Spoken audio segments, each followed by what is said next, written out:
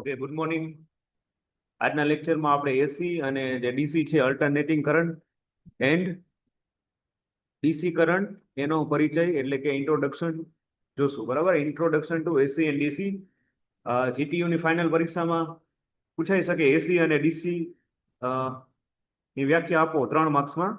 બરાબર, તો સૌથી પહેલા જોઈએ ડાયરેક્ટ કરંટ. ઓકે, તો જે વિદ્યુત ધારા એટલે કે પ્રવાહ છે એક જ દિશામાં સતત વહે તેને આપણે ડીસી એટલે કે ડાયરેક્ટ કરંટ કહેવામાં આવે છે. ઓકે, એકદમ સિમ્પલ છે. જે વિદ્યુત પ્રવાહ એક જ દિશામાં સતત વહેતો હોય એટલે કે પસાર થતો હોય, ફ્લો થતો હોય, તો એને આપણે કહેશું ડીસી ડાયરેક્ટ કરંટ. હવે એના ખાસ જે ફીચર્સ જોઈએ કે જે પ્રવાહ છે એટલે કે ધારા એક જ દિશામાં વહે છે, વોલ્ટેજ જે હોય છે એમાં સ્થિર રહે છે, સમય સાથે એ બદલાતું નથી અને એની ફ્રીક્વન્સી છે એ 0 હર્ટ્ઝ હોય છે. હવે ખાસ જે ડીસી કરંટ છે બેટરી, સેલ અને ડીસી સપ્લાયમાં એનો યુઝ થાય છે. ઓકે, આ થઈ ગયું ડીસી કરંટ.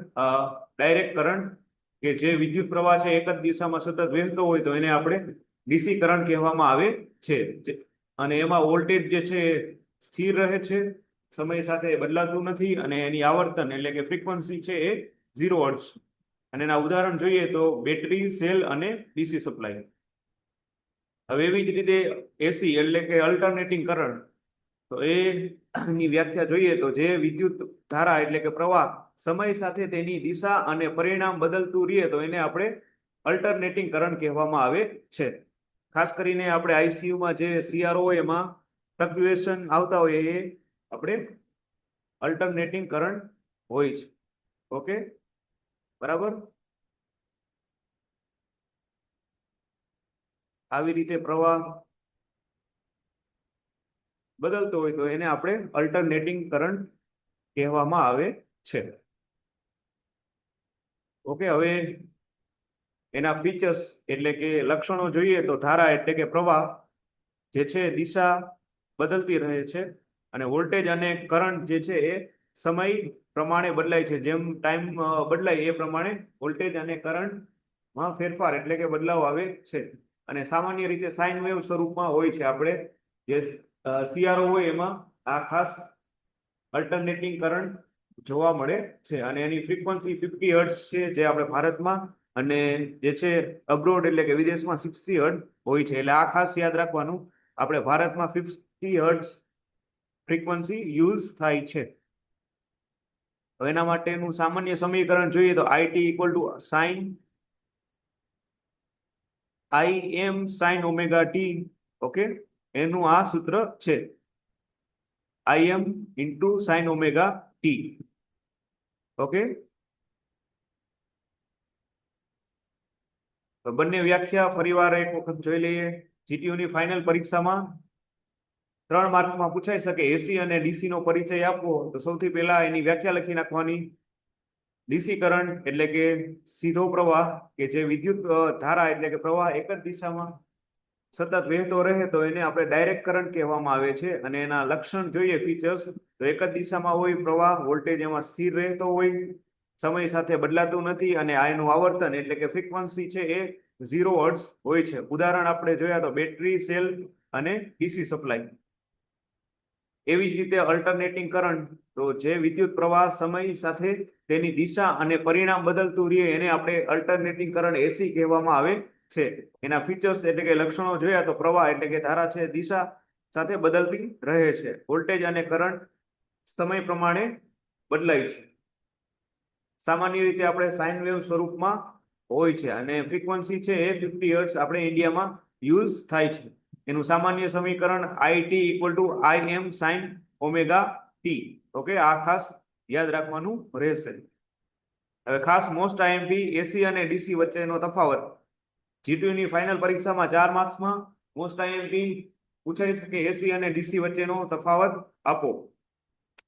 તો આવી રીતે જે છે બે પાર્ટ્સ પાડી અને પેલા એસી અલ્ટરનેટિંગ કરંટ અને બીજા ખાનામાં ડીસી કરંટ.